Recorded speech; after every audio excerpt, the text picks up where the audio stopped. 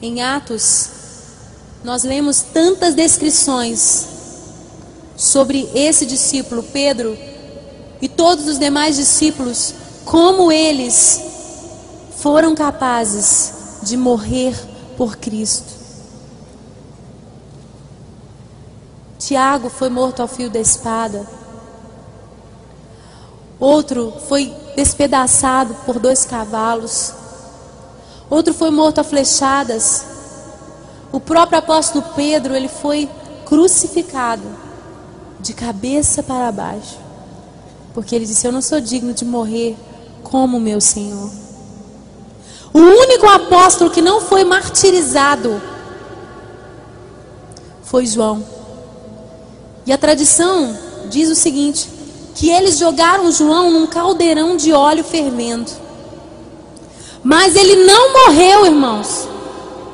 Então eles o exilaram na ilha de Patmos. João foi o único que ficou velhinho e morreu exilado, porque não conseguiram matar João.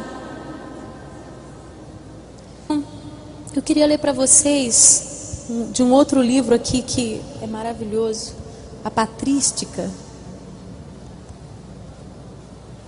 A história dos padres apostólicos, os pais apostólicos. Temos aqui Clemente Romano, Inácio de Antioquia, Policarpo de Esmirna, o pastor de Hermas, Pápias. Então são as cartas aqui.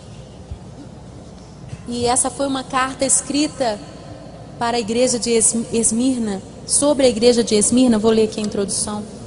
Diz aqui: a igreja de Deus que vive como estrangeira. Quantos aqui são estrangeiros? Né? A nossa pátria está lá no céu, irmãos. Vive como estrangeira em Esmirna, para a igreja de Deus que vive como estrangeira em Filomélio, e para todas as comunidades da Santa Igreja Católica. Irmãos, naquela época não tinha igreja protestante. Glória a Deus, aleluia. Vamos aprender dos nossos pais. Que vivem como estrangeiras em todos os lugares. Que a misericórdia, a paz e o amor de Deus e de nosso Senhor Jesus Cristo sejam abundantes. Numa sexta-feira, pela hora da ceia, guardas e cavaleiros, armados como de costume, tomaram consigo o escravo e partiram, como se estivessem perseguindo um bandido.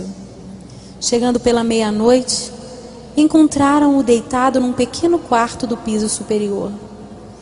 Ele podia ainda fugir daí para outro lugar, mas não quis e disse: seja feita a vontade de Deus.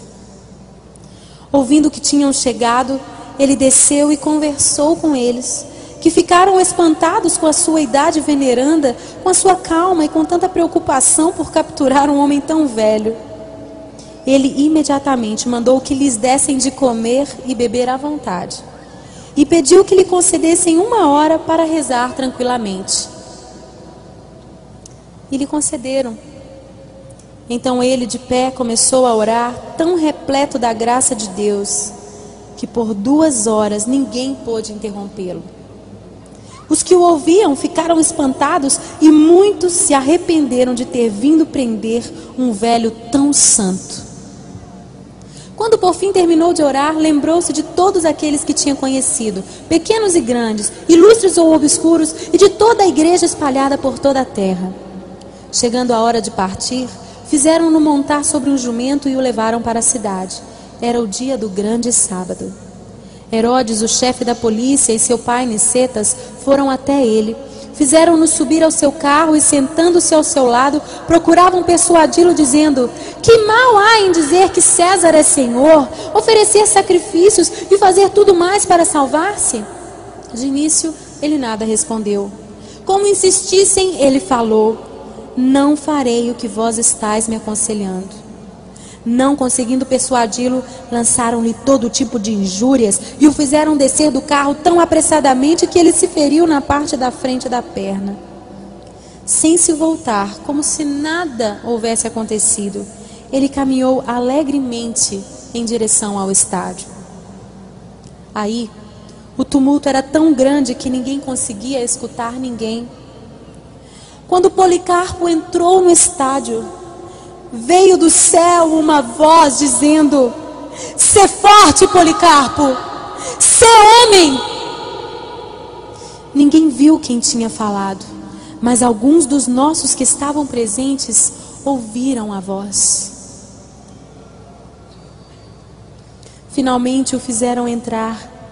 E quando souberam que Policarpo fora preso, levantou-se grande tumulto. Levado até o procônsul, este lhe perguntou se ele era Policarpo. Respondeu que sim. E o procônsul procurava fazê-lo renegar, dizendo: "Pensa na tua idade e tudo mais que se costuma dizer, como jura pela fortuna de César, muda teu modo de pensar e dize: abaixa os ateus." Policarpo, contudo, olhava severamente toda a multidão de pagãos cruéis no estádio. Fez um gesto para ela com a mão, suspirou, elevou os olhos e disse: "Abaixa os ateus!" O chefe da polícia insistia: "Jura e eu te liberto! Amaldiçoa o Cristo!" Policarpo respondeu: "Eu o sirvo há 86 anos e ele não me fez nenhum mal. Como poderia blasfemar o meu rei que me salvou?" Ele continuava a insistir, dizendo: "Jura pela fortuna de César."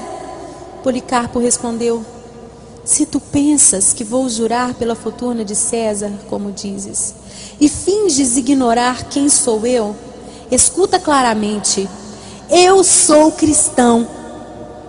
Se queres aprender a doutrina do cristianismo, concede-me um dia e escuta."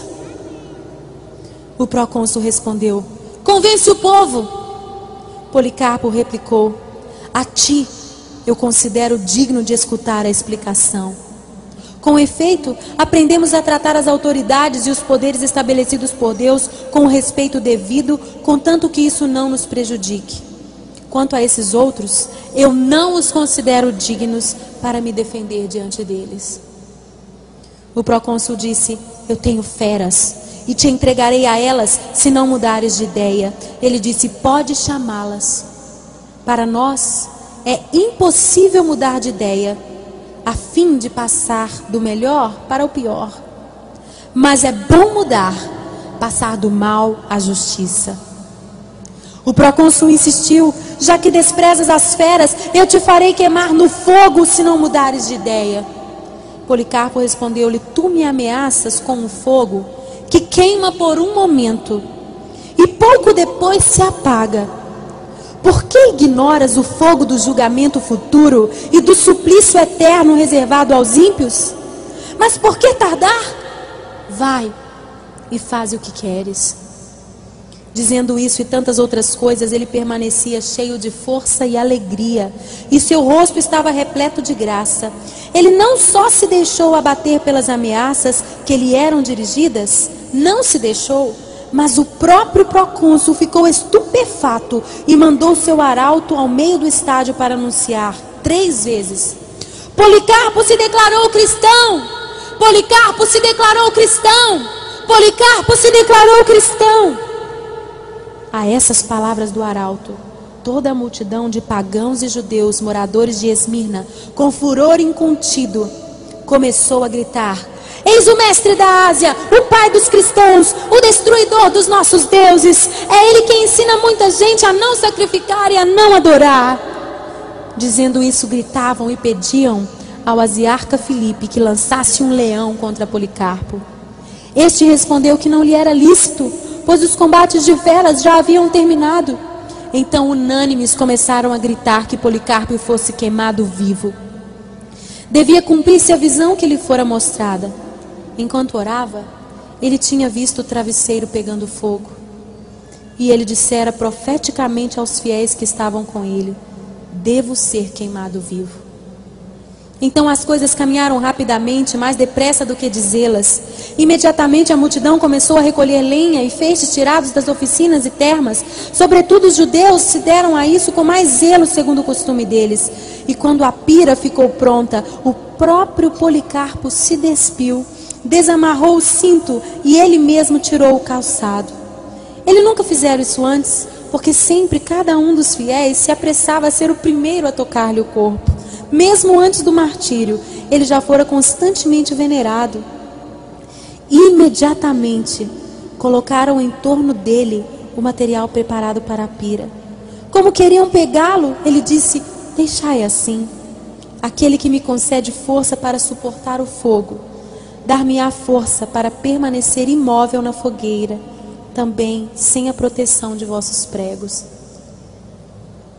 Então não o pregaram, mas o amarraram. Com as mãos amarradas atrás das costas, ele parecia um cordeiro escolhido de grande rebanho para o sacrifício, holocausto agradável, preparado para Deus.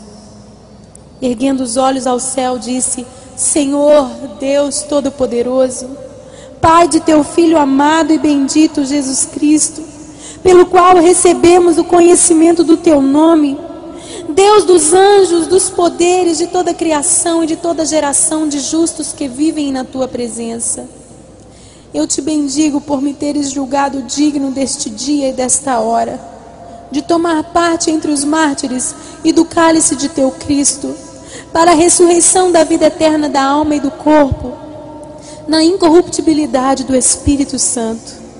Com eles possa eu hoje ser admitido à tua presença, como sacrifício gordo e agradável, como tu preparaste e manifestaste de antemão, e como realizaste, ó Deus, sem mentira e veraz.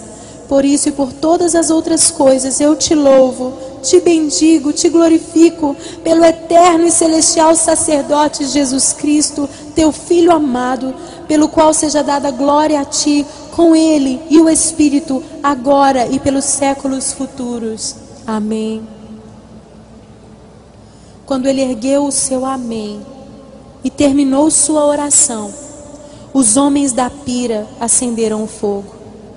Grande chama brilhou e nós vimos o prodígio, nós a quem foi dado ver e quem fomos preservados para anunciar esses acontecimentos a outros. O fogo fez uma espécie de abóbada, como vela de navio inflada pelo vento, e envolveu como parede o corpo do Marte. Ele estava no meio, não como carne que queima, mas como pão que assa, como ouro ou prata brilhando na fornalha. Sentimos então um perfume, semelhante à baforada de incenso, ou a outro aroma precioso. Por fim, vendo que o fogo não podia consumir o seu corpo, os ímpios ordenaram ao carrasco que fosse dar o golpe de misericórdia com o punhal. Feito isso, jorrou tanto sangue que apagou o fogo.